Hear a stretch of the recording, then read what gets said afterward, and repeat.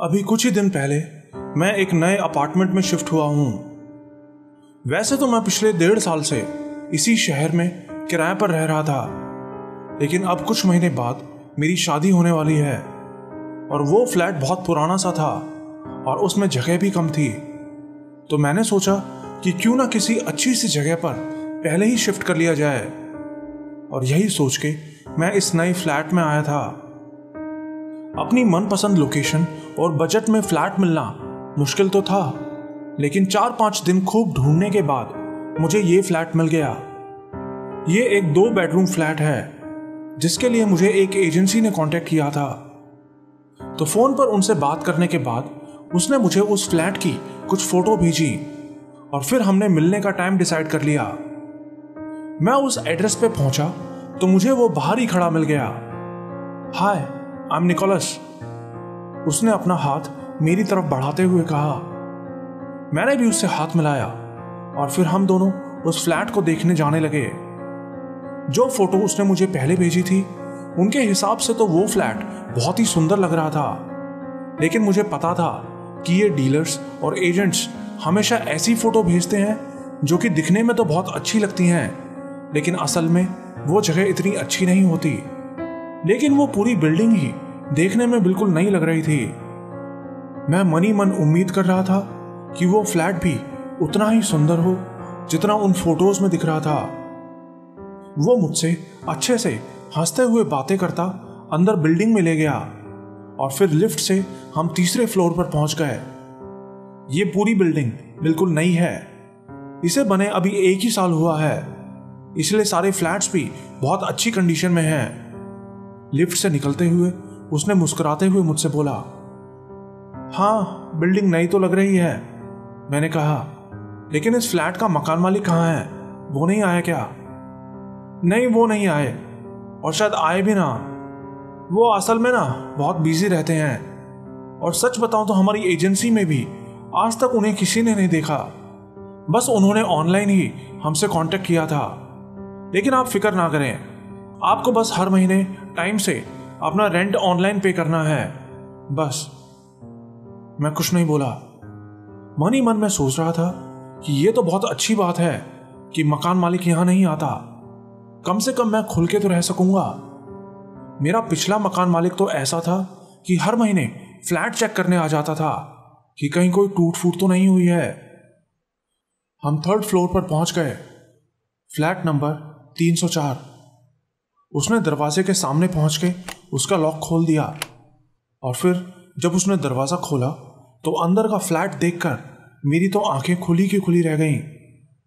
मेरा मतलब वो फ्लैट उन फोटोज में तो अच्छा लग ही रहा था, लेकिन अब आंखों के सामने तो वो उन फोटोज से भी कहीं ज्यादा सुंदर और बड़ा नजर आ रहा था।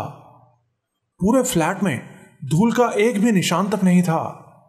वैसे तो वो पूरी बिल्डिंग ही नहीं थी, लेकिन वो फ्लैट तो उस बिल्डिंग से भी नया लग रहा था। ये लिविंग रूम है और ये यहाँ लिविंग रूम से अटैच्ड ये किचन है। वो एजेंट मुझे पूरे फ्लैट को दिखा रहा था, लेकिन सच बताऊं तो मेरा ध्यान उसकी बातों पर था ही नहीं। मैं तो बस उस फ्लैट की खूबसूरती को देख रहा था। एक बार देखते ही वो फ्लैट मुझे पसंद आ गया था। वो फुल फर्निश्ड फ्लैट था जिसमें लगी हर एक चीज बिल्कुल ब्रांड न्यू लग रही थी। तो जो किराया आपने बताया था इस फ्लैट का, वही किराया है ना? कुछ एक्स्ट्रा तो नहीं होगा? मैंने हिचकते हुए उस एजेंट से पूछा। मुझे हैरानी थी कि इतने अच्छे फ्लैट को कोई इतने सस्ते में किराए पर क्यों देगा।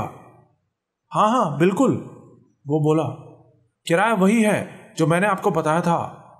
आप सोच रहे होंगे कि कहीं कोई हिडन चार्जेस वगैरह तो नहीं है। मैं आपकी जगह होता तो मुझे भी जरूर शक होता, लेकिन आप बिल्कुल निश्चिंत रहिए, आपको एक भी पैसा एक्स्ट्रा नहीं देना है। चलिए मैं आपको बाथरूम दिखाता हूं, वो बोला। वो बाथरूम उस फ्लैट के कंपैरिजन में काफी छोटा था। मेरा मतलब ज्यादा छोटा भी नहीं था, मेरे लिए तो काफी था, लेकिन उस फ्लैट के हिसाब से वो थोड़ा छोटा लग रहा था। लेकिन मेरे लिए वो कोई बड़ी बात नहीं थी, मैंने ज्यादा ध्यान नहीं दिया। ये आपका मेन बेडरूम है, उसने दरवाजा खोलते हुए कहा। बेडरूम काफी बड़ा था, जिसमें एक तरफ एक बड़ा सा बेड रखा था और दूसरी तरफ एक स्टडी टेबल रखी थी। सब कुछ बहुत अच्छे से अरेंज किया हुआ था, बिल्कुल वैसा जैसा मुझे चाहिए था। तो कैसा लगा फ्लैट आपको? उसने पूछा। ये तो बहुत बढ़िया फ्लैट है, मैंने कहा। मुझे ये पसंद है। बताइए मुझे कब एग्रीमेंट पे साइन करना है? ओह, एग्रीमेंट तो बिल्कुल रेडी है, आप चाहें तो अभी के अभी साइन कर सकते हैं, निकोलस ने मुस्कुराते हुए बोला। फिर वो मुझे बाहर लिविंग रूम में ले गया और हम एक टेबल के सामने बैठ गए। फिर उसने कुछ पेपर्स निकाले और मुझे दिखाने लगा। उसने कहा कि फ्लैट का मेंटेनेंस वगैरह सब कुछ इसी रेंट में इंक्लूडेड है, आपको कुछ भी एक्स्ट्रा पे नहीं करना है। बस मुझे आपकी एक आईडी चाहिए, आप इन पेपर्स पर साइन कर दीजिए। एग्रीमेंट के पेपर हाथ में आते ही मैंने जल्दी से उन पे एक नज़र डाली और साइन कर दिए। मन ही मन में सोच रहा था कि जल्दी से साइन कर दूं, कहीं इस साले का दिमाग ना बदल जाए। साइन करने के बाद वो पेपर्स चेक करने लगा। मैं वहीं बैठा फ्लैट में इधर उधर देख रहा था कि तभी मेरी नज़र एक दरवाजे पर पड़ी। वो हॉल में आगे जाकर बाथरूम के बगल में बना एक बंद दरवाज़ा था। अरे, ये दरवाज़ा तो मैंने खोल के ही नहीं देखा, मैंने सोचा। हे निकोलस, वहाँ क्या है? मैंने उसे उस बंद दरवाजे की तरफ इशारा करते हुए पूछा। ओह, वो शायद स्टोर रूम है, उसने 2 सेकंड सोचने के बाद कहा। शायद क्यों? मैंने पूछा। नहीं, वो ऐसा नहीं है। एक्चुअली जब से हमें ये फ्लैट मिला है तब से वो दरवाज़ा बंद ही है। मकान मालिक ने बताया था कि उस पे लगा ताला खराब हो गया है, इसीलिए वो खोला नहीं जा सकता, और ताला तोड़ने के चक्कर में उस दरवाजे को भी नुकसान हो सकता है, जिससे इस पूरे फ्लैट की शो बिगड़ जाएगी। इसीलिए हम लोगों ने भी उस ताले को खुलवाने की कोशिश नहीं की। आपको इससे कोई परेशानी तो नहीं है ना? उसने मुझसे पूछा। नहीं, परेशानी क्या होगी, मैं तो बस वैसे ही पूछ रहा था। मेरी नजरें उस दरवाजे पर ही टिकी हुई थी। मैं मन ही मन सोच रहा था कि क्या फर्क पड़ता है, कोई छोटा सा स्टोर रूम होगा, मुझे वैसे भी उसकी जरूरत नहीं है। मुझे 2 रूम्स के बारे में बताया गया था और वो मुझे पसंद थे। खैर, आखिर में हमने सब कुछ फाइनल किया और उसने मुझे फ्लैट की चाबी दे दी। सब कुछ इतना जल्दी हुआ था कि मुझे किसी बात पे शक करने का टाइम ही नहीं मिला, लेकिन इतने सस्ते में इतना अच्छा फ्लैट लेके मैं खुश था। अगले 2 दिनों में ही मैंने पुराने फ्लैट से अपना सारा सामान इस नए फ्लैट में शिफ्ट कर लिया। पुराने फ्लैट के मकान मालिक ने भी मुझे रोकने की काफ़ी कोशिश की, यहाँ तक कि मेरा पूरा सिक्योरिटी डिपॉजिट भी रख लिया, लेकिन मैं उसकी रोज़ रोज़ की चिकचिक से तंग आ चुका था। नए फ्लैट में आने के बाद शुरू के कुछ दिन तो मुझे किचन सेट करने में ही लग गए। मैं किचन के लिए बहुत सारा नया सामान लाया और सेट करने में लगा रहा। शुरू के 3-4 दिन तो मैं इतना बिजी था कि उस बंद दरवाजे की तरफ मैंने ध्यान ही नहीं दिया। हालांकि बीच बीच में मैं उसके हैंडल को जोर जोर से हिला डुला के, यहां तक कि लाते मार के भी खोलने की कोशिश करता, लेकिन वो नहीं खुला। उसके बाद मैंने उस पर ध्यान ही नहीं दिया और अपने काम में लगा रहा। आसपास के दूसरे लोग भी या तो शायद दिन भर अपने काम पे रहते थे या फिर रात में अपने अपने फ्लैट्स के अंदर। मुझे आसपास कोई दूसरा पड़ोसी नजर नहीं आया सिवाय एक बुढ़िया के। पहले दिन जब मैं अपने सामान को वहां लेके आया तो वो मुझे बाहर कॉरिडोर में दिखी थी। वो फ्लैट नंबर 307 का ताला खोल रही थी। हाय, मेरा नाम नेथन है, मैं अभी अभी यहाँ 304 फ्लैट में शिफ्ट हुआ हूँ, मैंने दूर से ही उसको आवाज देके बोला। मैं सोच रहा था कि नई जगह आसपास के लोगों से जान पहचान रहेगी तो अच्छा रहेगा, लेकिन उस बुढ़िया ने कोई जवाब नहीं दिया, बस मेरी तरफ देख के झट से अपने फ्लैट के अंदर घुस गई और भड़ाम से दरवाजा बंद कर लिया। मुझे थोड़ा अजीब तो लगा, लेकिन मैंने सोचा कि बूढ़ी औरत है, शायद बात नहीं करना चाहती होगी। मैं उसके बारे में भूल गया। ओवरऑल उस नई जगह पे सब कुछ बढ़िया था सिवाय उस बुढ़िया के। शुरू के 2 हफ्ते अच्छे से गुजरे, मुझे वहां रहने में बहुत मजा आ रहा था, लेकिन फिर एक रात करीब 9 बजे मैं ऑफिस से वापस आ रहा था और अपने दरवाजे पे पहुंच के ताले में चाबी बस लगाई ही थी कि मैं अचानक से रुक गया। ताले में चाबी लगाने की आवाज होते ही मुझे अंदर से एक अजीब सी आवाज सुनाई दी। आवाज ऐसी थी जैसे कोई तेजी से अंदर भाग के गया हो। कदमों की वो भारी आवाज एकदम से आई और फिर शांत हो गई। मैं ताला खोलते खोलते वहीं रुक गया, यह समझने की कोशिश करते हुए कि यह आवाज किसकी हो सकती है। मैं दरवाजे पे कान लगा के सुनने लगा। मुझे यकीन नहीं हो रहा था कि वो आवाज मेरे फ्लैट के अंदर से आई थी। सब कुछ बिल्कुल शांत था। मैं 1 मिनट वैसे ही बिना हिले खड़ा रहा, कोई आवाज नहीं आई। और तभी एक जोर की आवाज आई, जैसे कि किसी ने कोई चीज जोर से फर्श पर पटकी हो। और ये आवाज पक्का मेरे ही फ्लैट में से आई थी। मुझे अब कोई शक नहीं था, कोई मेरे फ्लैट के अंदर था। लेकिन कौन? मैं धीरे से दरवाजे से थोड़ा पीछे हटा और उसी वक्त पुलिस को फोन किया। हेलो 911, क्या इमरजेंसी है आपकी? मेरे घर में कोई घुस गया है, शायद कोई चोर। आप प्लीज जल्दी से किसी को भेजिए। फिर उन्होंने मेरा पूरा एड्रेस पूछा और 10 मिनट बाद ही 2 पुलिस वाले मेरे फ्लोर पर पहुंच चुके थे।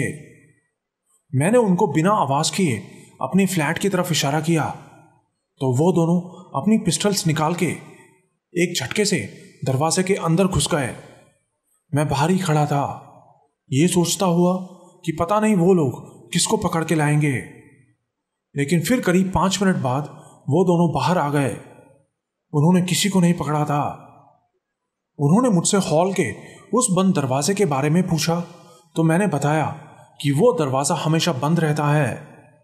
पुलिस वालों ने बोला कि अंदर कोई नहीं था, आपको जरूर गलतफहमी हुई होगी, वो आवाज कहीं और से आई होगी, क्योंकि आपके फ्लैट के अंदर किसी के आने का कोई निशान नहीं था। सारे खिड़की दरवाजे भी अंदर से बंद थे। इतना कह के वो वहां से चले गए। लेकिन मैं कहाँ जाता, मुझे तो फ्लैट में ही जाना था। और मुझे पता था कि वो मेरी गलतफहमी नहीं थी। वो धड़ाम से किसी चीज के गिरने की आवाज मैंने अपने फ्लैट के अंदर से ही सुनी थी। मैं अंदर गया और खुद एक एक खिड़की दरवाजे को चेक किया, लेकिन सब कुछ नॉर्मल था। सारी चीजें, सारे कमरे, कहीं कोई गड़बड़ नहीं थी। मेरी तो कुछ समझ नहीं आ रहा था। फिर मैं उस बंद दरवाजे के सामने जाके खड़ा हो गया। मुझे ये तो ध्यान नहीं कि मैं तब क्या सोच रहा था, लेकिन वहां खड़े मुझे ऐसा लग रहा था कि जैसे वो दरवाजा मुझे अपनी तरफ खींच रहा हो। वो पूरा फ्लैट खाली था, वहां कोई नहीं रहता था, लेकिन उस एक दरवाजे को ताले से बंद किया हुआ था। क्या ये महज एक इत्तेफाक था कि उस दरवाजे के बारे में मुझे आखिर तक नहीं बताया गया था? लेकिन क्यों? क्या वजह हो सकती थी इसके पीछे? मेरा मन किया कि अभी इस दरवाजे के हैंडल को पकड़ के मरोड़ दूं, और मैंने ऐसा किया भी। उसके हैंडल को हिलाने की बहुत कोशिश की, लातें भी मारी, लेकिन वो दरवाजा तो जैसे चारों तरफ से वेल्ड किया हुआ था, बिल्कुल भी नहीं हिल रहा था। शायद वो पुलिस वाले सही कह रहे थे, वो मेरा वहम ही था। आखिर में खाना खा के मैं सोने के लिए लेट गया, लेकिन तब भी मुझे बहुत अजीब सा महसूस हो रहा था। लेटने से पहले मैंने सारे खिड़की दरवाजे अच्छे से चेक किए और फिर लाइट बंद करके लेट गया। मन ही मन मैंने फैसला कर लिया था कि ये फ्लैट मेरा है और यहां मेरी मर्जी के बिना कोई नहीं आ सकता। ऐसे ही कुछ दिन बीत गए, कुछ भी अजीब नहीं हुआ, सब ठीक ठाक चलता रहा। मैं भी उस शाम के बारे में भूल चुका था। फिर एक रात बेड पे लेटा मैं गहरी नींद में सो रहा था कि तभी एक झटके से मेरी आंख खुल गई। मैं पसीने से भीगा हुआ था और गहरी सांसें ले रहा था। उस वक्त मैं बहुत ज्यादा डरा हुआ था और अंधेरे में ही अपने कमरे में इधर उधर देखने लगा। ऐसा लग रहा था जैसे मैं कोई बहुत ही डरावना सपना देख के उठा हूं, लेकिन मैंने तो ऐसा कोई सपना नहीं देखा था। तो फिर मुझे इतना डर क्यों लग रहा था? कुछ तो गड़बड़ थी। और तभी एक हल्की सी आवाज आई मेरे बेडरूम के बाहर से, दरवाजा बंद होने की आवाज। मैंने झट से अपने कमरे के दरवाजे की तरफ देखा, लेकिन मेरे कमरे का दरवाजा बंद था। कुछ देर मैं वैसे ही बैठा दरवाजे की तरफ देखता रहा। चारों तरफ गहरा सन्नाटा था। फिर मैं उठा और धीरे धीरे अपने कमरे के दरवाजे की तरफ जाने लगा, बिना कदमों की आवाज किए। और दरवाजे के पास पहुंच के मैं कान लगा के सुनने लगा। पहले तो मुझे लगा कि कोई आवाज नहीं आ रही है, लेकिन फिर मुझे वो आवाज सुनाई दी, बहुत ही हल्की हल्की, जैसे कोई नाखूनों से कुछ खरोंच रहा हो। और वो आवाज अपने आप में बहुत अजीब थी, जैसे कोई जानबूझ के वो कर रहा हो, जैसे कोई दीवार पे ऊपर से लेकर नीचे तक अपने नाखूनों से खरोंचता और फिर 2 सेकंड रुक के फिर से वही करने लगता, बार बार लगातार वही आवाज। और वो आवाज बिल्कुल दरवाजे के बाहर हॉल में से आती लग रही थी। मेरे फ्लैट में कोई था और मैं देखना चाहता था कि वो कौन है। मैंने धीरे से अपना दरवाजा खोला और बाहर हॉल में अंधेरे में देखने की कोशिश करने लगा। लेकिन ये क्या, दरवाजा खोलते ही वो आवाज तो और जोर जोर से होने लगी। और वो आवाज और कहीं से नहीं, उस मनहूस बंद दरवाजे से ही आ रही थी। मैं आवाज का पीछा करता हुआ बाहर हॉल में पहुंच गया और मेरे हर एक बढ़ते कदम के साथ वो आवाज तेज होने लगी। मैं उस बंद दरवाजे के पास पहुंचा और उस पे अपना कान लगा के सुनने लगा। और मेरे कान लगाते ही वो आवाज बंद हो गई, जैसे कि कोई बीच में ही रुक गया हो। अब सब कुछ शांत था और वो खामोशी उस आवाज से भी ज्यादा डरा देने वाली थी। मैंने किसी तरह अपने आप को संभाला और धीरे धीरे सांस लेने लगा। मुझे लग रहा था कि शायद अब फिर से कोई आवाज आएगी, लेकिन नहीं आई। मैं वहीं खड़ा था और फिर करीब 20 सेकंड बाद दरवाजे की दूसरी तरफ से धड़ाम से किसी ने कुछ मारा। वो आवाज इतनी तेज थी कि मैं उछल के दूर जा गिरा। ओह शिट, ये क्या था? मेरी तो जैसे जान ही निकल गई। दरवाजे के सामने पड़ा मैं उम्मीद कर रहा था कि अभी वो दरवाजा खुलेगा और कोई उछल के मेरे ऊपर झपट पड़ेगा। लेकिन तभी किसी ने फ्लैट के मेन गेट पे नॉक किया। मैं भाग के दरवाजे के पास चला गया खोलने के लिए। दरवाजा खोला तो देखा कि दूसरी तरफ एक बूढ़ा आदमी खड़ा था। वो गुस्से में नजर आ रहा था। अरे भाई, क्या प्रॉब्लम है तुम्हारी? क्यों इतना शोर कर रहे हो? वो गुस्से में मुझसे बोला।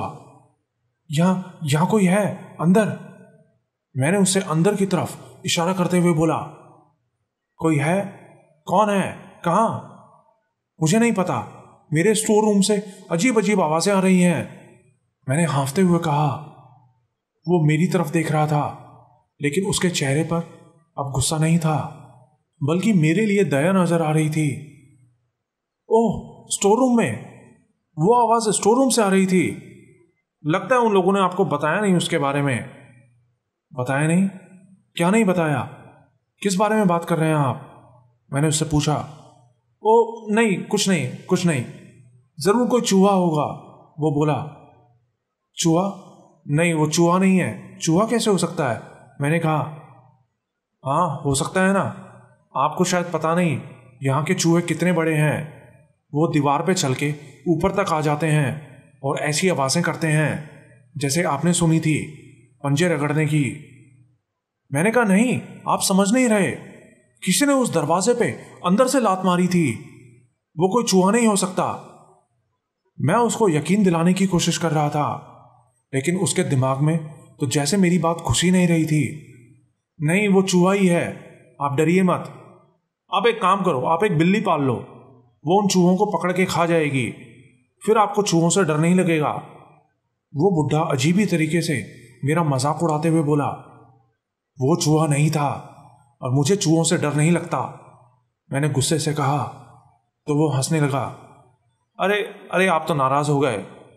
मैं तो बस ये देखने आया था कि कौन इतनी रात उछल कूद कर रहा है। मैं आपके नीचे वाले फ्लैट में ही रहता हूं। शोर से मेरी आंख खुल गई। चलिए अब मैं चलता हूं, आप अपना ध्यान रखना। Good night. गुड नाइट, मैंने कहा और फिर वो वहां से चला गया। मुझे अब पता करना ही था कि उस बंद दरवाजे के पीछे क्या है।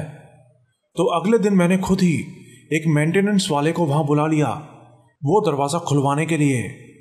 मैंने सोच लिया था कि जो भी खर्चा आएगा वो मैं खुद दे दूंगा, लेकिन ये दरवाज़ा अब खुलवा के ही रहूंगा। कुछ ही देर बाद मेंटेनेंस वाला लड़का आ गया। सर, आपने कोई दरवाज़ा खुलवाने के लिए बुलाया था? उसने मुझसे पूछा। उसने अपने एक हाथ में अपना टूल बॉक्स पकड़ा हुआ था। हाँ हाँ, आओ अंदर आओ। मैं उसको सीधा उस बंद दरवाजे के पास ले गया। यही वो दरवाज़ा है जो बिल्कुल जाम हो चुका है, इसी को खोलना है। मैंने इसे खोलने की कई बार कोशिश की, लेकिन ये तो जैसे चारों तरफ से वेल्ड हो रखा है, हिलता भी नहीं है। तो उसने अपना टूल बॉक्स नीचे रखा और एक पेपर लेके उस दरवाजे के नीचे सरका के देखा। नहीं सर, ये वेल्ड नहीं हो रखा। ये देखो, ये पेपर पूरा अंदर तक जा रहा है। वो बोला। ओ ऐसा क्या? तो पता नहीं क्यों जाम हो रखा है ये।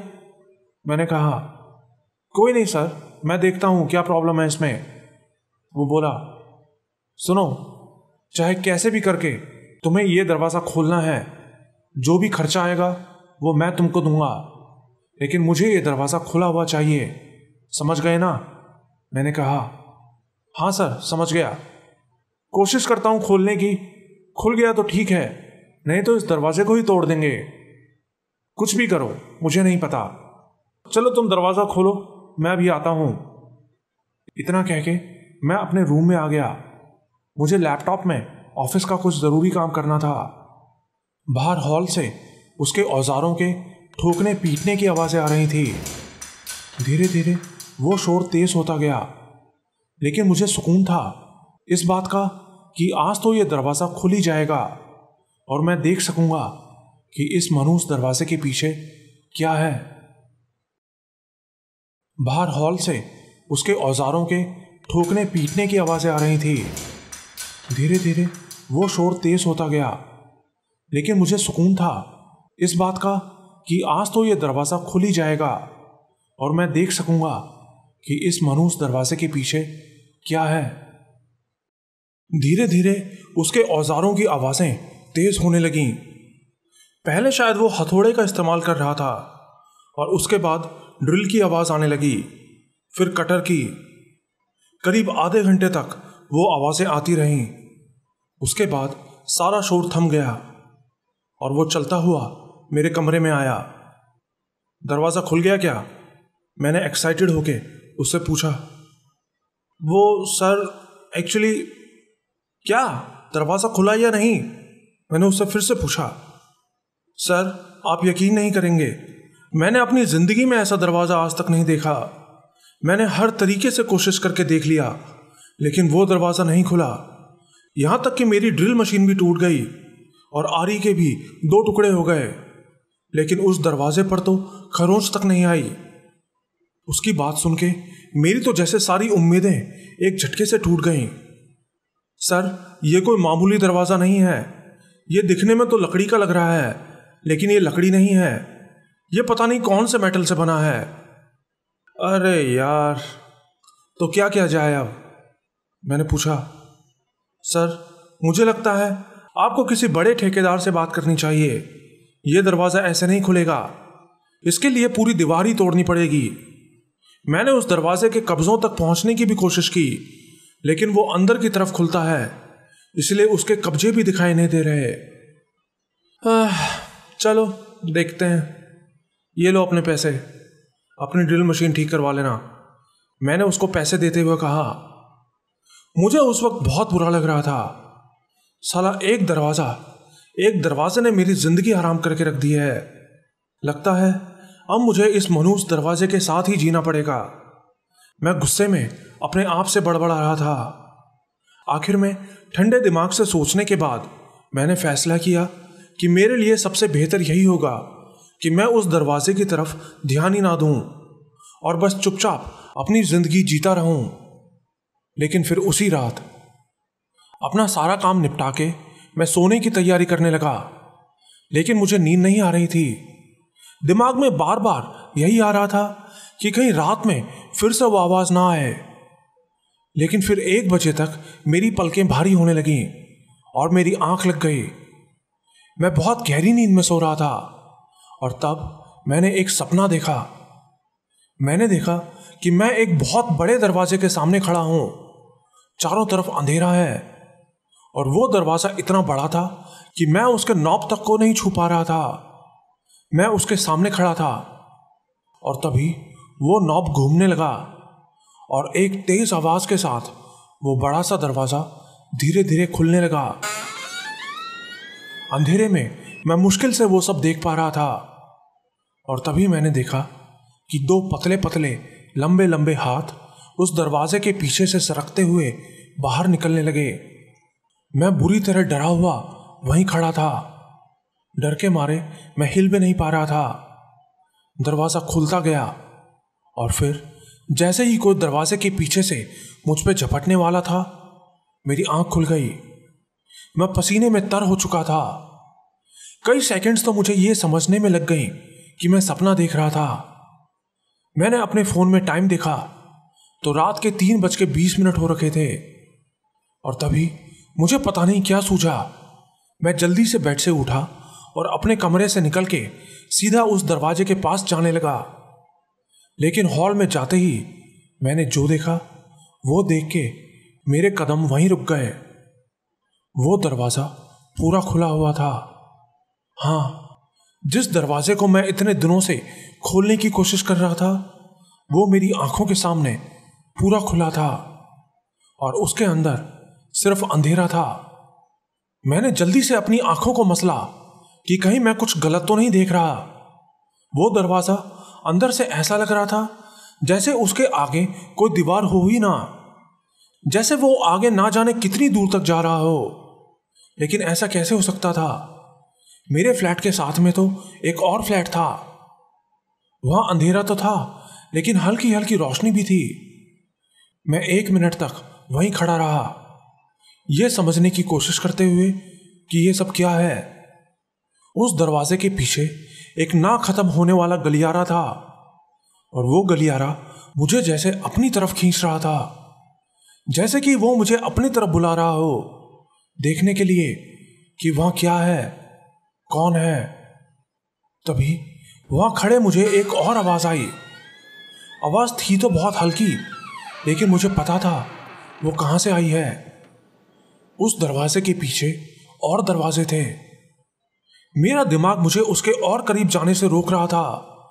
मैंने घड़ी में टाइम देखा, 3:25 हो गए थे। मैं 15 मिनट से वहां खड़ा था। मैंने उसी वक्त अपने आप को संभाला। जिस दरवाजे को मैं इतने दिनों से खोलने की कोशिश कर रहा था वो मेरी आंखों के सामने खुला हुआ था। मैं जल्दी से उसके बिल्कुल पास चला गया अंदर झांकने के लिए, लेकिन पास जाते ही मुझे वहां इतनी ज्यादा ठंड महसूस होने लगी जैसे कि मैं फ्रीजर में खड़ा हूं। मैं पीछे हट गया और जल्दी से अपने कमरे में वापस चला गया अपना फोन लेने के लिए। मैं सोच रहा था कि जल्दी से किसी को फोन करके बुलाता हूं यहां पे, लेकिन जब मैं फोन लेकर वापस आया तो देखा कि वो दरवाजा आधा बंद हो चुका था। मैंने कॉल नहीं की, बस वहीं खड़ा उसको देखता रहा। मेरा शक बिल्कुल सही था, वो दरवाजा बंद हो रहा था अपने आप। और फिर 4:19 पे एक तेज आवाज के साथ वो दरवाजा पूरा बंद हो गया। तब तक मैं भी बिल्कुल नींद में आ चुका था, लेकिन दरवाजा बंद होने की उस आवाज से मैं एकदम से उठ गया। क्या ये दरवाजा हर रात खुलता और बंद होता है? मैं मन ही मन सोच रहा था। अगले दिन मैं पूरा दिन हॉल में ही बैठा रहा। ऑफिस का जो भी काम था सारा काम मैंने हॉल में ही बैठे बैठे किया और हर थोड़ी देर में मैं उस दरवाजे की तरफ भी नजर रख रहा था। क्या इस फ्लैट के मकान मालिक को इस दरवाजे के बारे में पता है? क्या उसने पता होने के बावजूद ये मुझे किराए पर दिया था? नहीं, ऐसा नहीं हो सकता। उसको इस बारे में नहीं पता होगा। वो तो यहां रहा ही नहीं। मुझे भी तो यहां आने के कई दिनों बाद ही इस दरवाजे के राज के बारे में पता चला था। मेरे मन में हजारों सवाल चल रहे थे। आखिर में मैंने फैसला किया कि मैं एक बार मकान मालिक से बात जरूर करूंगा, लेकिन बात करता भी तो कैसे? मेरे पास तो उसका कोई कांटेक्ट नंबर भी नहीं था, बस उसका नाम और अकाउंट नंबर था। लेकिन एक तरीका था, मैं उस एजेंसी के थ्रू उसका नंबर ले सकता था जिनसे मैंने ये फ्लैट किराए पर लिया था। मेरे पास उनका फोन नंबर भी था। मैंने उसी वक्त उनको कॉल लगाई। हेलो, हाय, मैं वही आदमी बोल रहा हूं जिसने अभी कुछ दिन पहले यहां फ्लैट लिया था। मैंने उसको अपनी सोसाइटी का नाम बताया। ओह हाँ हाँ, नेथन जी, बताइए, कैसे याद किया आपने? सब कुछ ठीक तो है ना? हाँ हाँ, सब ठीक है, आप बताइए। मैंने एक नकली हंसी हंसते हुए उससे कहा। वो एक्चुअली मुझे ना उस किराएदार का नंबर चाहिए था जो मुझसे पहले यहां रहता था। मेरी बात सुनते ही वो अचानक से चुप हो गया और शायद कुछ सोचने के बाद वो बोला, क्यों, क्या बात हो गई? उससे क्यों बात करनी है? वो तो वहां से जा चुकी है ना? जा चुकी है? इसका मतलब वो कोई लड़की थी। एक्चुअली उसका कुछ सामान यहां छूट गया है, तो अगर मुझे उसका कोई नंबर या एड्रेस मिल जाता तो मैं उसका ये सामान उसको दे देता। मैंने उसको झूठ बोल दिया। ओह, ऐसी बात है क्या? वो एक्चुअली क्या है ना, हमारी एजेंसी में हम किसी क्लाइंट की कोई इंफॉर्मेशन इस तरह से किसी को नहीं दे सकते। बाकी आप बोलो तो मैं किसी लड़के को वहां भेज देता हूं, वो वहां से सामान उठा लेगा और उस तक पहुंचा देगा। वो बोला, नहीं नहीं, ऐसा कोई जरूरी सामान नहीं है, किसी को भेजने की जरूरत नहीं है, आप परेशान मत होना। मैंने बात पलटते हुए उससे कहा। चलो फिर तो ठीक है, कोई नहीं, बाकी और किसी चीज की जरूरत हो तो फोन कर लेना। हाँ हाँ जरूर, चलो फिर बात करते हैं, बाय। कॉल कट तो गई, लेकिन जिस तरह से वो मुझसे बात कर रहा था, पता नहीं क्यों मुझे ऐसा लग रहा था जैसे वो कुछ छिपाने की कोशिश कर रहा है। कुछ तो ऐसा जरूर था जो वो मुझे बता नहीं रहा था। कोई तो बात जरूर थी, मेरा दिल कह रहा था। खैर, फिर इसी उधेड़-बुन में मेरा पूरा दिन निकल गया। मैंने अपने ऑफिस का काम भी निपटा लिया था। मैंने सोच लिया था कि आज पूरी रात मैं खुद जाग के देखूंगा कि माजरा क्या है, कितने बजे ये दरवाजा खुलता है और क्यों खुलता है। इसलिए मैं दिन में ही 2-3 घंटे सो भी लिया था, जिससे कि रात में आसानी से जाग सकूं। फिर रात में मैं हॉल में ही बैठा टीवी देख रहा था। 3 बज चुके थे। मैंने दरवाजे की तरफ देखा, दरवाजा पूरा बंद था। सुबह से मैं बीच बीच में उस दरवाजे की तरफ देखे जा रहा था, लेकिन मुझे कुछ भी अजीब महसूस नहीं हो रहा था। लेकिन 3 बजते ही मुझे पता नहीं क्यों बहुत डर लगने लगा। 3:15, दरवाजा अभी भी बंद था। 3:18, मैंने अपना फोन नीचे रखा और अपनी आंखों को मसलने लगा। मुझे नींद आने लगी थी और तभी यह दरवाजे की आवाज थी। शायद दरवाजा खुलने लगा था। मैं कई देर तक दरवाजे की तरफ ही देखता रहा, कोई हरकत नहीं हुई। और तभी दरवाजा खुलने लगा और तब तक नहीं रुका जब तक कि पूरा नहीं खुल गया। मेरा दिल जोर जोर से धड़क रहा था। अब क्या होने वाला है? क्या कोई बाहर आएगा जैसा कि मैंने कल सपने में देखा था? दरवाजे के अंदर अंधेरा था, गुप अंधेरा, और वो अंधेरा ऐसा लग रहा था जैसे आगे पता नहीं कितनी दूर तक हो। मेरा मतलब मैंने पहले भी ये देखा था, लेकिन आज ये बात पक्की हो गई थी कि वो रास्ता मेरे फ्लैट की दीवार से कहीं आगे तक जा रहा था।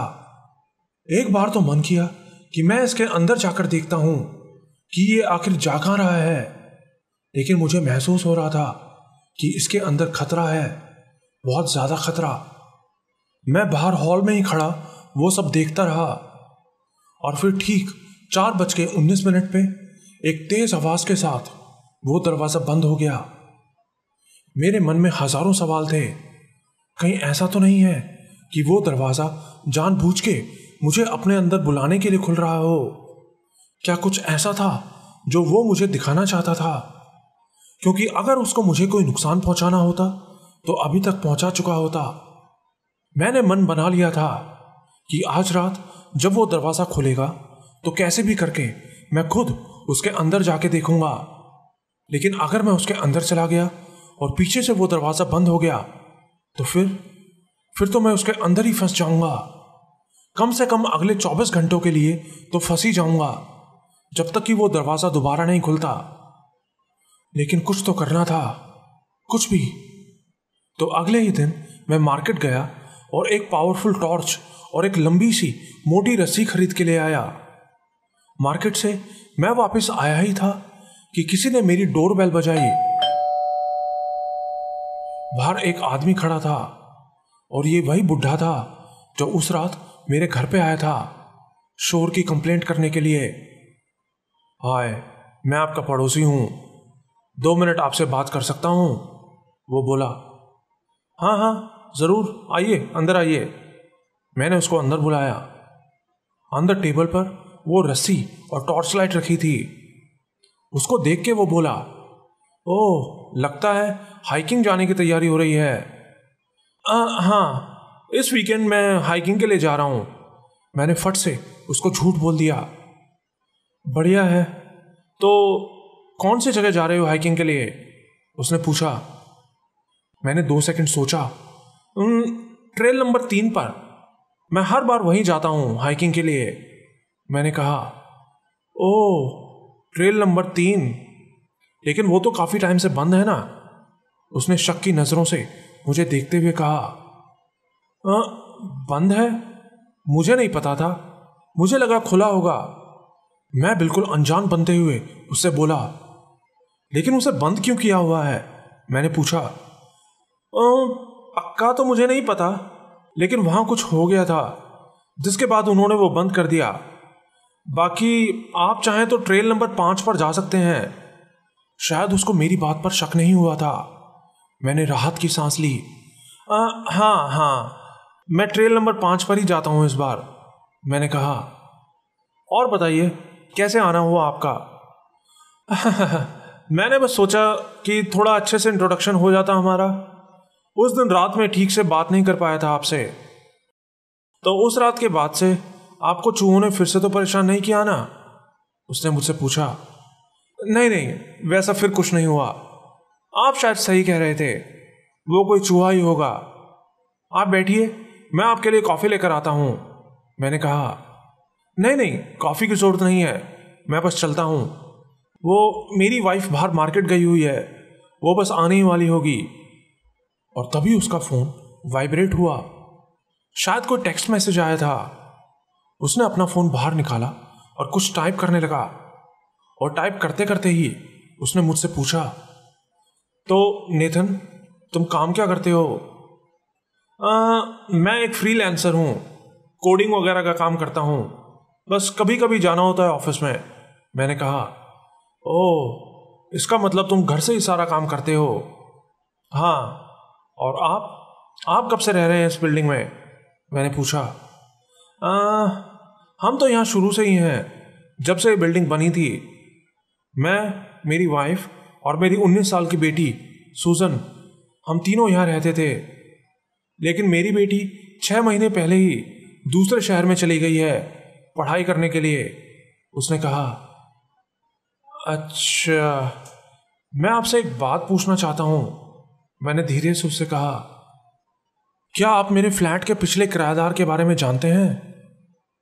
मेरी बात सुन के वो टाइप करते करते अचानक से रुक गया। पिछला किराएदार?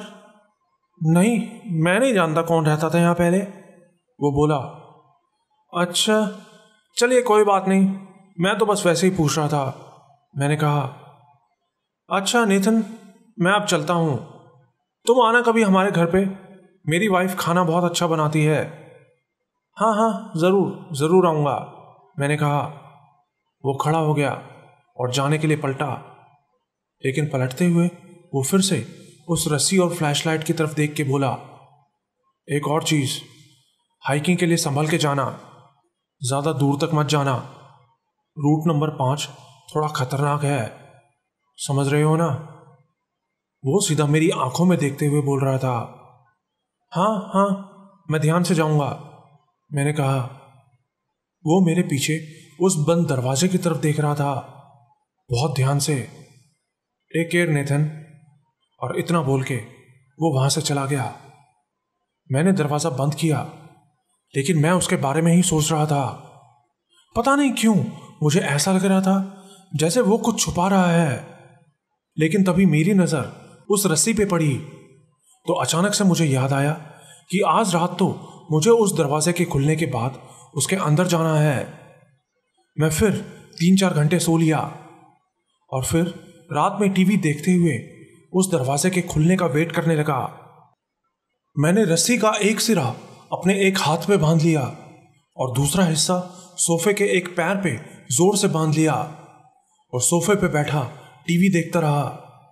और जैसा मैंने सोचा था बिल्कुल वैसे ही ठीक 3:19 पे एक आवाज के साथ वो दरवाजा खुल गया और अब दरवाजे के पीछे वो ना खत्म होने वाला अंधेरा रास्ता दिखाई दे रहा था। मुझे अब उसके अंदर जाना था। मैंने टॉर्च जलाई और उसके अंदर देखा तो दूर दूर तक सिर्फ अंधेरा ही नजर आ रहा था, जैसे वो ना जाने कितनी लंबी कोई सुरंग हो। मेरे पास सोचने का ज्यादा टाइम नहीं था और मैं बिना कुछ सोचे उसके अंदर चला गया। लेकिन कुछ दूर जाते ही मुझे बहुत तेज ठंड का एहसास होने लगा। लेकिन मैं चलता रहा। वो एक बहुत पतला सा रास्ता था, इतना पतला कि 2 इंसान भी एक साथ वहां से नहीं जा सकते थे। और हर एक बढ़ते कदम के साथ मैं उस अंधेरे कुएं में और अंदर तक समाता जा रहा था। बस कुछ कदम और। मैं बार बार यही सोच रहा था कि कुछ तो ऐसा दिखे जिससे मुझे इस मनहूस दरवाजे के राज के बारे में कुछ पता चल सके। और फिर करीब 20 मिनट लगातार चलते रहने के बाद मुझे रास्ते में एक पेपर पड़ा दिखाई दिया। मैंने उसको उठाया और टॉर्च की लाइट में उसे देखा तो उसमें लिखा था, गो बैक, वापस चले जाओ।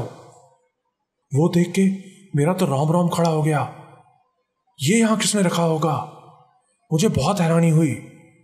और तभी मैंने नोटिस किया कि मेरे हाथ पे बंधी रस्सी हिल रही थी। मेरा मतलब जोर जोर से झटके ले रही थी, जैसे कि कोई दूसरी तरफ से उसे पकड़ के खींच रहा हो। मेरी तो जान ही निकल गई। और तभी मुझे वहां किसी के गुर्राने की और वो खरोंचने वाली आवाजें आने लगी। कोई मेरे पास आ रहा था।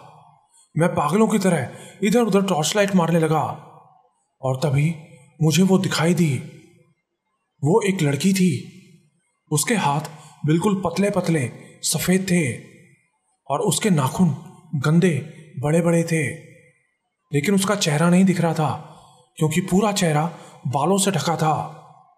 उसको देख के एक बार के लिए तो मैं वहीं डर के मारे जम गया। लेकिन अगले ही पल उसकी उस डरावनी आवाज से मैं होश में आया और बिना कुछ सोचे समझे वहां से भागने लगा। अपने दरवाजे की तरफ नहीं बल्कि दूसरी तरफ।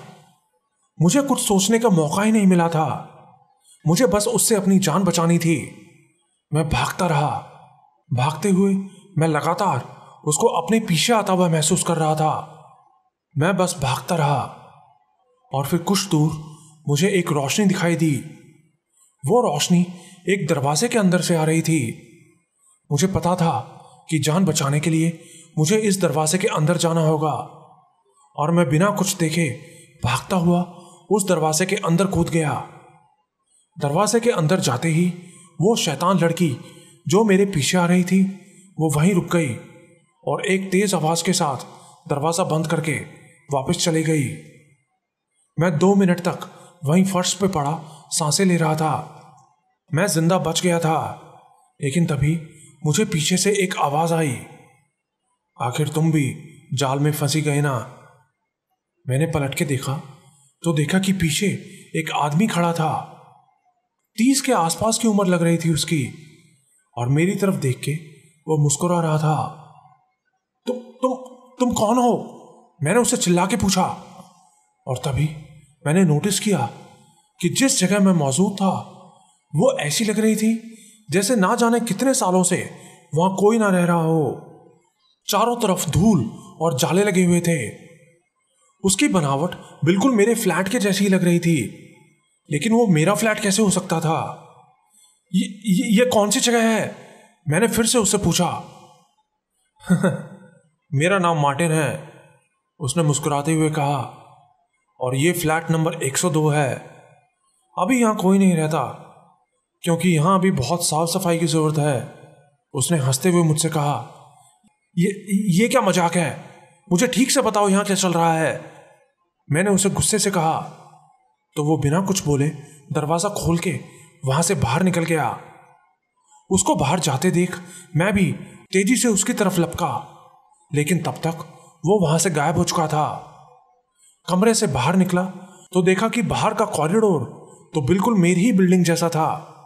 ये वही बिल्डिंग थी, लेकिन ये इतनी पुरानी क्यों नजर आ रही थी, जैसे कि सालों से ये बिल्डिंग खाली पड़ी हो। ये क्या चल रहा है? ये मैं कहां फंस गया हूं? मुझे बस जल्दी से अपने फ्लैट में जाना था। मेरा दिल कह रहा था कि फ्लैट में जाने के बाद सब कुछ ठीक हो जाएगा। मैं तेजी से वहां से जाने लगा, लेकिन तभी मुझे एक फ्लैट से कुछ आवाजें आती सुनाई दी। मैं चुपके से उस फ्लैट के पास गया और कान लगा के सुनने लगा। तो आपका नाम क्या है? एक आदमी की आवाज आई। मेरा नाम मिशेल है, वो लड़की बोली। ओह मिशेल, अगर तुम्हें किसी चीज की जरूरत हो तो हमें बता देना। मैं फ्लैट नंबर 204 में ही रहता हूं। ये तो विंसेंट की आवाज थी, मेरे उस पड़ोसी की जो आज सुबह मेरे पास आया था।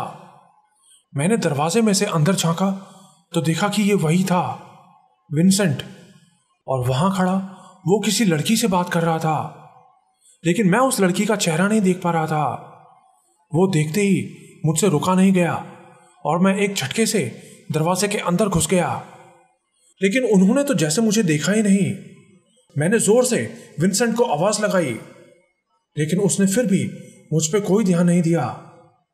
वो दोनों आपस में बातें किए जा रहे थे। वो एक जवान लड़की थी, 22-23 साल की। अच्छा, आपको कभी किसी ने इस फ्लैट के बारे में कुछ बताया है? उस लड़की ने विंसेंट से पूछा। नहीं तो, यह फ्लैट तो बिल्कुल नॉर्मल है। क्या हुआ?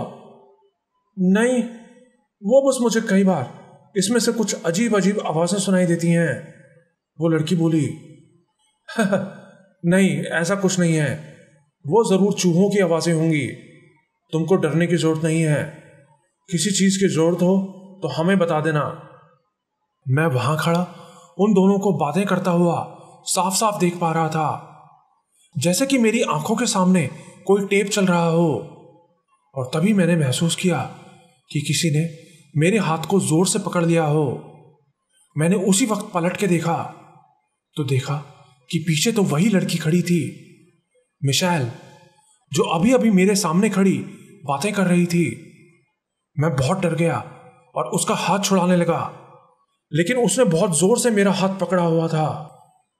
नेथन, नेथन, मेरी मदद करो, प्लीज प्लीज नेथन, तुमको मुझे ढूंढना होगा। मैं उससे हाथ छुड़ाने की कोशिश कर रहा था कि तभी, ओह नो, वो आ रही है। जाओ यहां से नेथन, जाओ, वो डरती हुई मुझसे बोली। उसके चेहरे पे दहशत थी। और तभी मुझे वो आवाज सुनाई दी, दरवाजा खुलने की आवाज।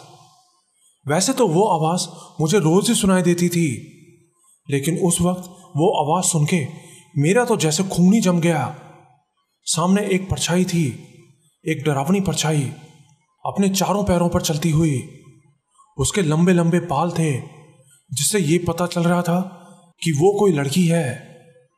मैं उसी वक्त वहां से भागने लगा लिफ्ट में जाने के लिए, लेकिन वो कॉरिडोर तो जैसे खत्म होने का नाम ही नहीं ले रहा था।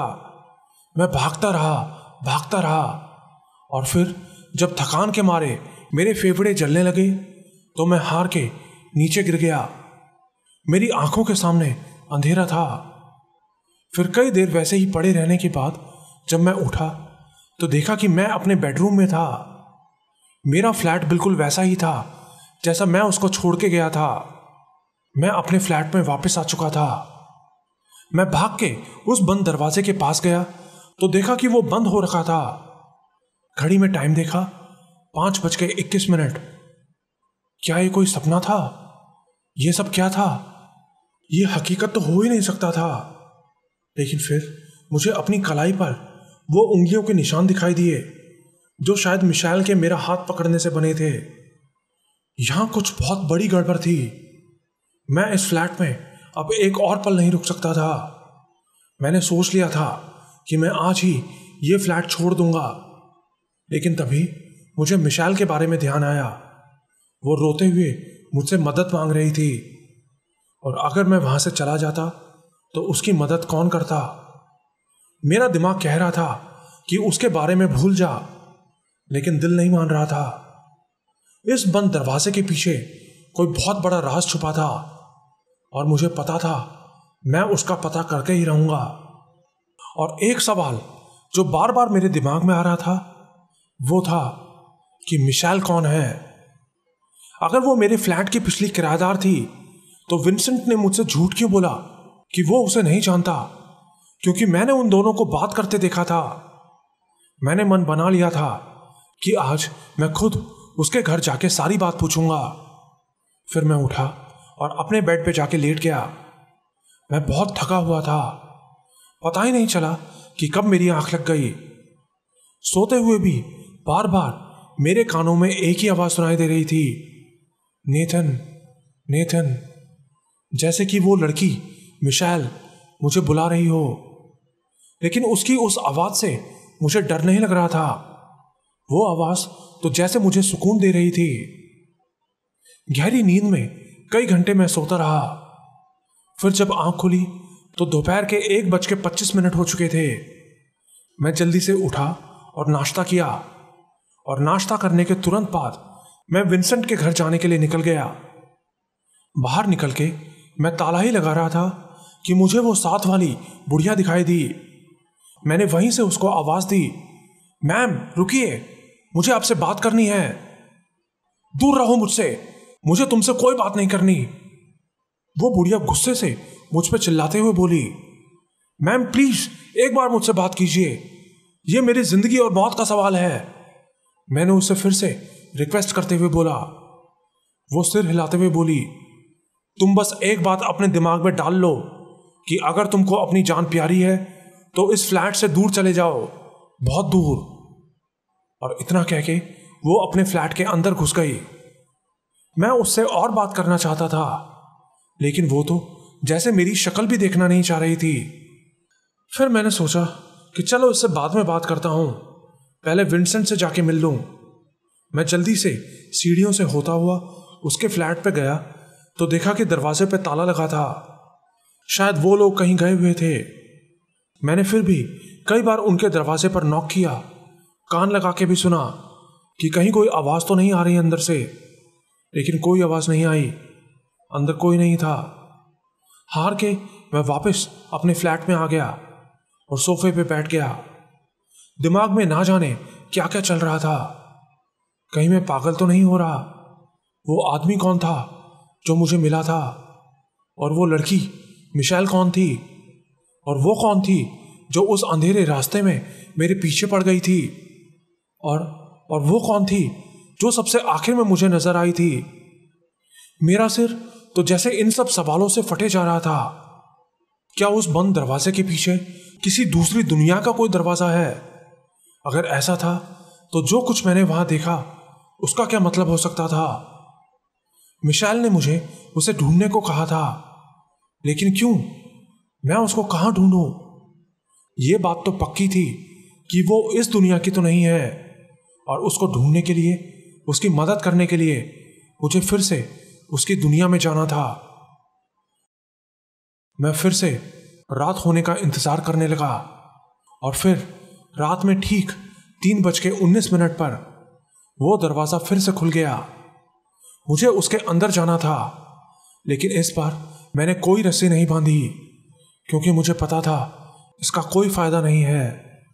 मैं अंदर घुस गया और इस बार सिर्फ 10 मिनट चलने के बाद ही मुझे वो दरवाज़ा दिखाई दे गया और मैं सीधा उस दरवाजे के अंदर घुस गया। वेलकम बैक, मुझे वो आवाज़ आई। पलट के देखा तो ये वही आदमी था जो मुझे कल वहाँ मिला था। इस बार तो तुम बहुत जल्दी यहाँ तक पहुँच गए, वो मुस्कुराते हुए मुझसे बोला। मैं उससे कुछ नहीं बोला क्योंकि मुझे पता था उससे बात करके कोई फायदा नहीं है। मैं बस जल्दी से इधर उधर देखने लगा। मुझे मिशेल को ढूंढना था। मैंने उस फ्लैट में सब जगह देखा लेकिन वो वहां नहीं थी, तो मैं फ्लैट से बाहर निकल गया उसको ढूंढने के लिए। बाहर वो पूरा कॉरिडोर ऐसा लग रहा था जैसे वहां कोई भीषण आग लगी हो। सब कुछ जला हुआ नजर आ रहा था। वहां कोई नहीं था। फिर मैं सीढ़ियों से भागता हुआ सेकंड फ्लोर पर पहुंचा, लेकिन वहां पहुंच के मैंने जो देखा मुझे तो यकीन ही नहीं हुआ। वहां जाके मुझे लगा जैसे वो सब दीवारें हिल रही हैं। मैं थोड़ा और पास गया तो देखा कि वो दीवारें हिल नहीं रही थी, बल्कि उन सभी दीवारों पे छोटे छोटे कीड़े चल रहे थे, रेंगने वाले कीड़े। किसी दीवार पे 1 इंच भी ऐसी जगह नहीं थी जहां वो कीड़े रेंग ना रहे हों। मैं वहां से भाग के ऊपर जाने ही वाला था कि तभी मुझे एक कमरे से कुछ आवाजें सुनाई दी। मैंने उस फ्लैट के पास जाके देखा तो अंदर वही बुढ़ा विंसेंट खड़ा था और वो किसी से बात कर रहा था, शायद अपनी वाइफ से। हम ये नहीं कर सकते, वो औरत बोली। तुम समझती क्यों नहीं? हमें ये करना ही पड़ेगा। वो हमारी बेटी है, उसके लिए हमें ये करना ही पड़ेगा। लेकिन पड़ोसियों को शक हो गया तो? वो औरत फिर से बोली। नहीं, किसी को कुछ नहीं पता चलेगा, मैं सब संभाल लूंगा, विंसेंट बोला। और बस इतना बोलते ही वो दोनों वहां से गायब हो गए। अब वहां कोई नहीं था मेरे अलावा। और तभी, नेथन, अब चलने का टाइम हो गया है। मुझे अपने पीछे से आवाज आई। मैंने पलट के देखा तो पीछे वही आदमी खड़ा था, मार्टिन, मुझे देख के मुस्कुराता हुआ। मुझे उस वक्त बहुत तेज गुस्सा आया और मैं चिल्लाते हुए उससे बोला, कौन हो तुम? क्या चाहते हो मुझसे? और इतना कहते ही उसने मुझे धक्का दिया। मैं धड़ाम से जा गिरा और अगले ही पल मैंने देखा कि मैं अपने फ्लैट में था। मैं फिर से उस दरवाजे से वापस आ चुका था, खाली हाथ। इस बार भी मुझे कुछ पता नहीं चल सका था, लेकिन इतना जरूर समझ आ गया था कि इस बंद दरवाजे का राज कहीं ना कहीं मेरे उस पड़ोसी विंसेंट से जुड़ा हुआ है। मुझे ऐसा महसूस हो रहा था कि मेरी सारी ताकत खत्म हो चुकी है। बेड पे लेटते ही मुझे नींद आ गई। फिर ठीक दिन के 11 बजे मेरी आंख खुल गई। मैं उठा और जल्दी से नहा के नाश्ता किया और सेकंड फ्लोर पर चला गया विंसेंट से मिलने के लिए। लेकिन उसके फ्लैट में अभी भी ताला लगा था। मुझे उस वक्त बहुत तेज गुस्सा आया। भारी मन से मैं वापस अपने फ्लैट पे आया और ताला खोलने लगा। और तभी, हे, मुझे किसी ने आवाज दी। मैंने साइड में देखा तो वो वही मेरे पड़ोस में रहने वाली बूढ़ी औरत थी। बच्चे, कॉफी लेना पसंद करोगे क्या? उसने प्यार से मुझसे पूछा। हाँ हाँ, क्यों नहीं, मैंने जवाब दिया। फिर मैं उसके फ्लैट में चला गया। उसने मुझे सोफे पे बैठने को कहा और किचन में चली गई। और फिर 2 मिनट बाद वो कॉफी लेके मेरे पास आई। मुझे माफ करना बच्चे, मैंने तुमसे ठीक से बात नहीं की थी, उसने मुझसे कहा। नहीं नहीं, ऐसी कोई बात नहीं है, मैं जानता हूं मैं यहाँ नया हूं, मैंने कॉफी पीते हुए उससे कहा। उसके फ्लैट में ज्यादा सामान नहीं था, लेकिन मेरी नजर सामने दीवार पर लगी एक फोटो पर पड़ी। वो कोई बूढ़ा आदमी था, मिलिट्री की ड्रेस में। ये मेरे हस्बैंड की फोटो है। 12 साल पहले वो चल बसे थे। वो बोली, ओह आई एम सॉरी, मुझे जान के दुख हुआ। 2-3 मिनट तक हम दोनों चुप बैठे रहे। मुझे समझ ही नहीं आ रहा था कि मैं उससे क्या पूछूं। फिर वो खुद ही बोल पड़ी, और कितने दिन यहां रुकने का प्लान है तुम्हारा? मैं कुछ नहीं बोला, चुप रहा। तुम्हें पता है ना, तुम्हारे फ्लैट में कुछ गड़बड़ है। वो फिर से बोली। हाँ, मैं बहुत परेशान हूँ। मुझे तो समझ ही नहीं आ रहा कि वहाँ क्या चल रहा है। मुझे वहाँ से अजीब अजीब आवाज़ें सुनाई देती हैं। मैंने एक ही बार में सब कुछ बोल दिया। मैं जानती हूँ बच्चे, वो बोली। आप जानती हैं, लेकिन आपको कैसे पता? इस दुनिया में बहुत सी ऐसी चीज़ें हैं जो हम इंसानों की समझ से परे हैं। तुम्हें पता है, जब मैं इस बिल्डिंग में आई तो यहाँ सिर्फ एक फैमिली रहती थी। नीचे फ्लैट नंबर 204 में रहने वाला विंसेंट अपनी बीवी और बेटी के साथ यहाँ रहता था। और जानते हो, वो तब उसी फ्लैट में रहते थे जहाँ अब तुम रहते हो। क्या? वो मेरे फ्लैट में रहते थे? हाँ बच्चे, वो तीनों। लेकिन फिर एक दिन उसकी बेटी अचानक उनके फ्लैट से गायब हो गई। उस दिन के बाद से बेचारा विंसेंट भी थोड़ा पागल सा हो गया। उसके बाद उसने वो फ्लैट खाली कर दिया और नीचे 204 में चला गया। मैं ध्यान से उसकी बातों को सुन रहा था। तुम्हारे फ्लैट में तुम्हारे आने से पहले से अजीब अजीब आवाज़ें सुनाई दिया करती थी। पहले तो मुझे लगा कि शायद उसमें लोग रहते हैं, लेकिन बाद में मुझे पता चला कि वो फ्लैट तो बिल्कुल खाली है। एक दिन रात में सोते हुए मुझे उस फ्लैट से अपने हस्बैंड की आवाज़ सुनाई दी। वो मुझे अपने पास बुला रहे थे। पहले तो मुझे यकीन नहीं हुआ, लेकिन वो आवाज़ बिल्कुल साफ थी और वो मेरे ही हस्बैंड की आवाज़ थी। मैं उस फ्लैट के पास गई तो देखा कि उसका दरवाज़ा खुला था। अंदर जाके मैंने देखा कि किचन के पास एक छोटा सा कमरा था जो कि बंद था और मेरे हस्बैंड की वो आवाज़ उसी दरवाजे के पीछे से आ रही थी।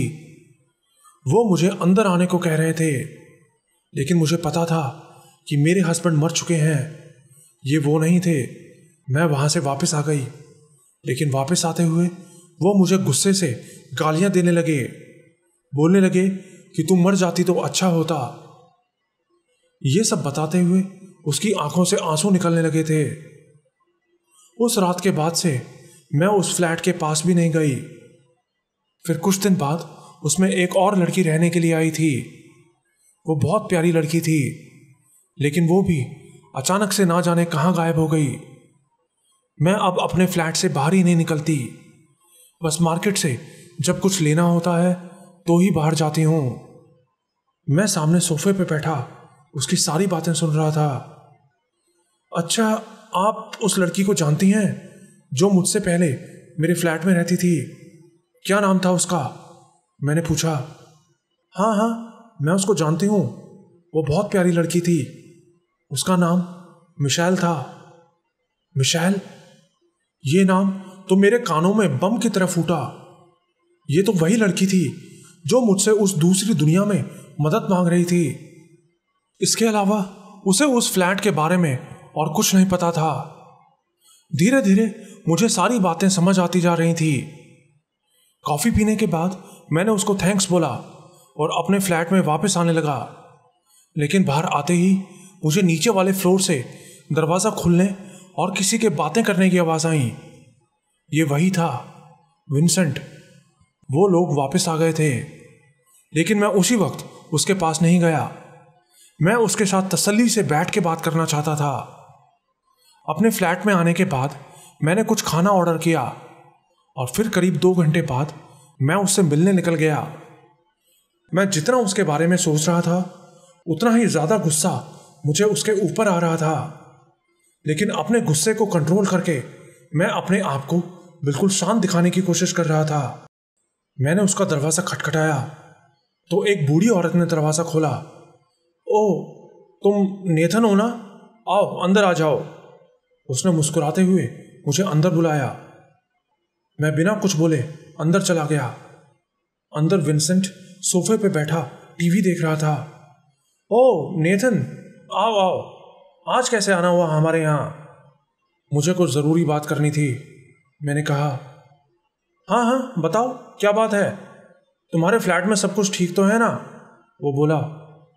हाँ सब कुछ ठीक है, क्या बुरा हो सकता है? मैंने उसकी तरफ घूरते हुए कहा। उसकी वाइफ किचन में ही काम कर रही थी।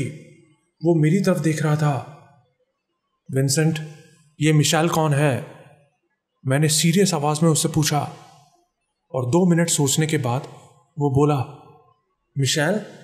पता नहीं, मैं तो किसी मिशेल को नहीं जानता। उसने बिल्कुल अनजान बनते हुए मुझसे कहा।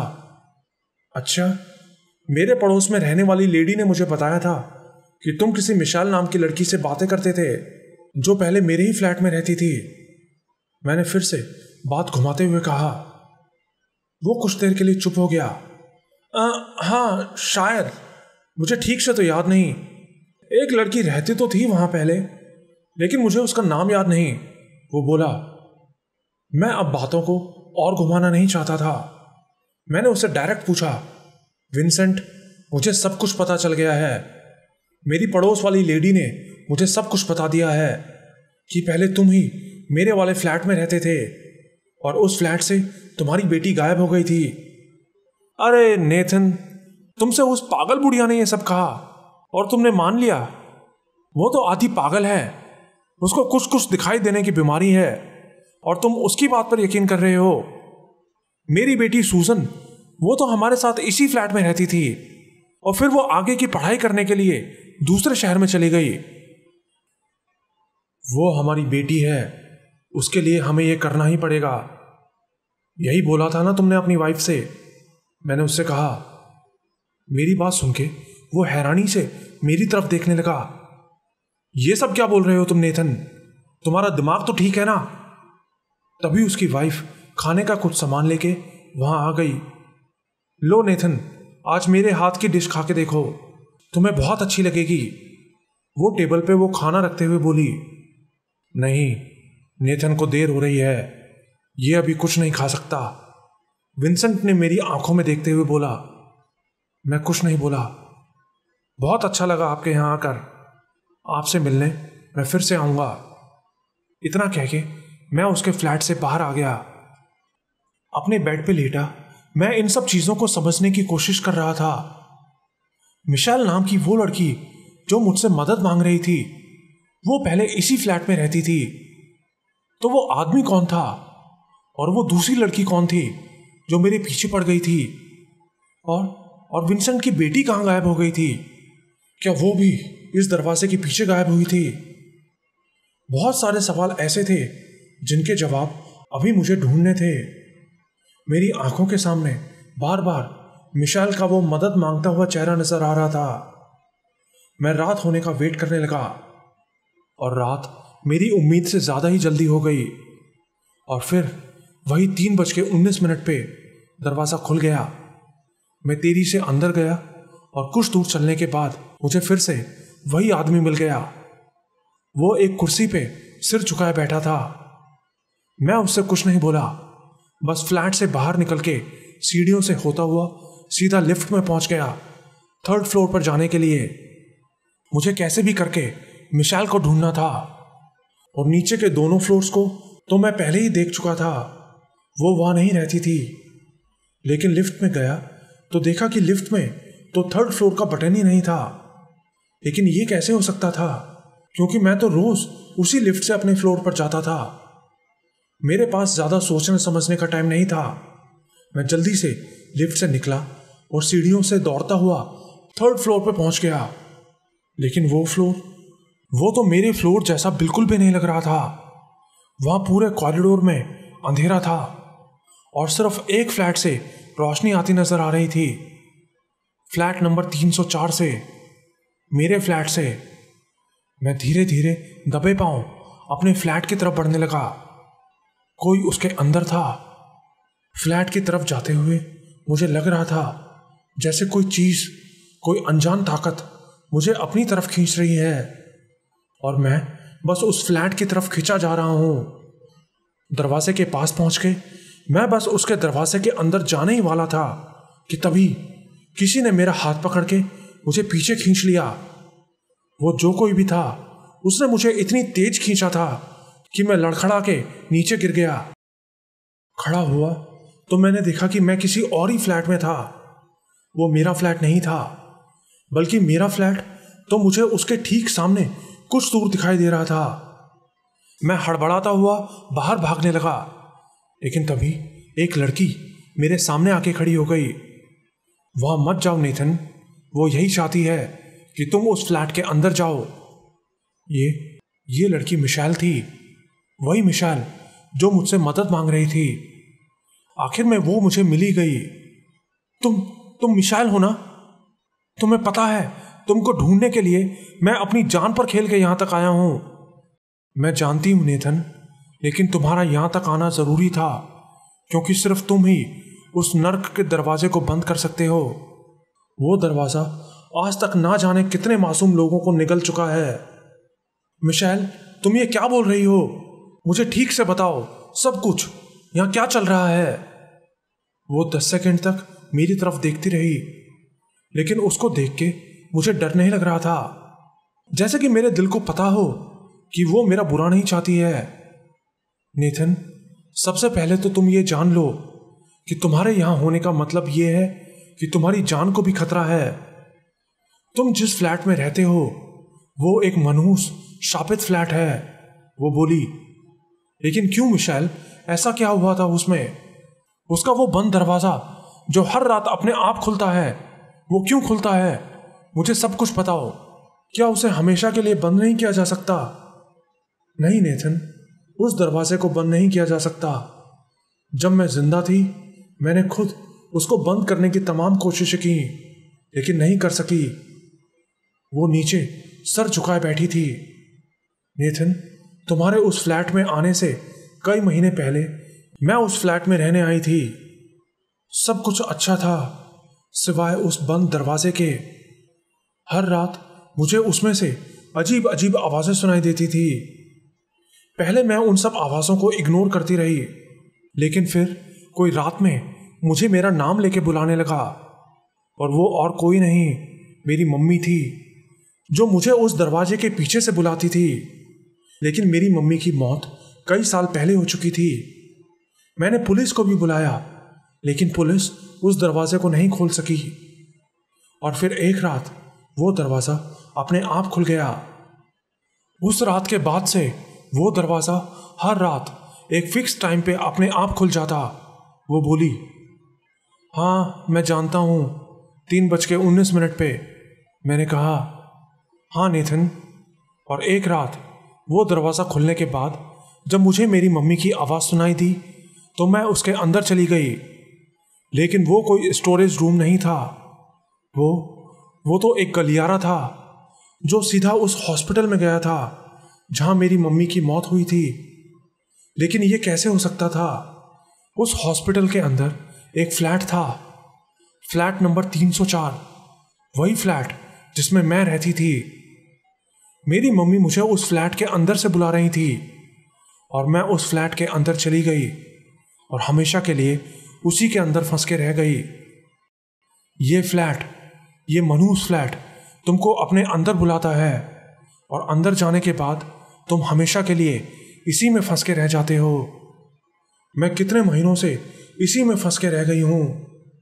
वो आंखों में आंसू लिए बोली, लेकिन कोई तो तरीका होगा मिशेल, कोई तो तरीका होगा तुमको यहां से निकालने का, यहां से मुक्ति दिलाने का। नहीं नेथन, कोई तरीका नहीं है। यहां तक कि मेरी बहन ने भी मुझे यहां से निकालने की बहुत कोशिश की, लेकिन आखिर में वो भी यहीं फंस के रह गई, और अब वो भी यहीं भटकती रहती है, अजीब अजीब आवाजें निकालते हुए, गुर्राते हुए। तुम्हारी बहन? कौन तुम्हारी बहन? वो लड़की जो उस दिन मेरे पीछे पड़ी थी, वो तुम्हारी बहन है? हाँ नेथन, वो बेचारी तो मुझे बचाना चाहती थी, लेकिन खुद इस नरक में फंस के रह गई। उसके बाद उस फ्लैट में एक और लड़का रहने के लिए आया था, मार्टिन। वो बोली, मार्टिन? उससे तो मैं मिल चुका हूं। हाँ, वो भी उस फ्लैट में रहने आया था और उसका शिकार बन गया। हम सब अब यहीं भटक रहे हैं। नेथन, सिर्फ तुम ही हमें बचा सकते हो। तुम्हें उस पूरे फ्लैट को ही खत्म कर देना होगा। तुम्हें उसको आग लगानी होगी नेथन, नहीं तो वो मनहूस फ्लैट तुम्हारे साथ साथ और ना जाने कितने मासूमों की बलि ले लेगा। इतना कह के वो जोर जोर से रोने लगी और अचानक से वहां से गायब हो गई। मैं 2 मिनट तक वहीं बैठा रहा और फिर उठा तो देखा कि पीछे मार्टिन खड़ा था, हमेशा की तरह मुस्कुराता हुआ। लेकिन इस बार उसने अपने हाथ में कुछ पकड़ा हुआ था, एक पेट्रोल कैन और एक लाइटर। और एक आखिरी बार मेरी तरफ देख के वो मुस्कुराया और वहां से गायब हो गया। वो पेट्रोल कैन और लाइटर वहीं रखे थे। उसने वो वहां मेरे लिए छोड़े थे, जिससे कि मैं उस फ्लैट को आग लगा के उन सबको मुक्ति दिलवा सकूं। मैंने वो कैन और लाइटर उठा लिया और वो उठाते ही अगले ही पल मैं अपने फ्लैट के अंदर था। वो पेट्रोल कैन और लाइटर अभी भी मेरे पास था। मैंने घड़ी में टाइम देखा तो सुबह के 5 बज चुके थे। 2 मिनट के लिए मैं वैसे ही खड़ा सोचता रहा कि अब जो मैं करने जा रहा हूं, क्या वो करना सही है? यहाँ और भी बहुत से लोग रहते हैं, उनको कितना नुकसान होगा? लेकिन जो भी नुकसान होगा उसका पैसा तो उन्हें इंश्योरेंस से वापस मिल ही जाएगा। लेकिन इस मनहूस फ्लैट ने आज तक जितने लोगों को खाया है और आगे खाएगा, उनकी जिंदगी तो उनको कभी वापस नहीं मिल सकेगी। इस शापित मनहूस फ्लैट को राख करना ही पड़ेगा। इसी में सबकी भलाई है। ये मेरा आखिरी फैसला था। लेकिन ये सुबह का टाइम था। बहुत से लोग अपने अपने फ्लैट्स में सो रहे थे और आग लगने से पहले उनको सावधान करना जरूरी था। मैं जल्दी से भाग के गया और लिफ्ट के साथ में लगे फायर अलार्म के ऊपर लगे शीशे को तोड़ दिया और उसके अंदर बने बड़े से लाल बटन को दबा दिया। पूरी बिल्डिंग में सायरन बज उठा। बस यही मौका था। मैं जल्दी से अपने फ्लैट में वापस आया और पेट्रोल का वो डब्बा उठा के पूरे फ्लैट के हर एक कोने में छिड़क दिया, खासकर उस मनहूस बंद दरवाजे के ऊपर। उसको तो मैंने पेट्रोल से बिल्कुल नहला दिया था।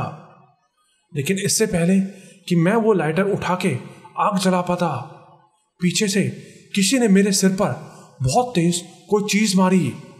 मैं धड़ाम से नीचे जा गिरा। मेरी आंखों के सामने अंधेरा छा गया था। नीचे पड़े हुए मैंने देखा तो मेरे सामने विंसेंट खड़ा था।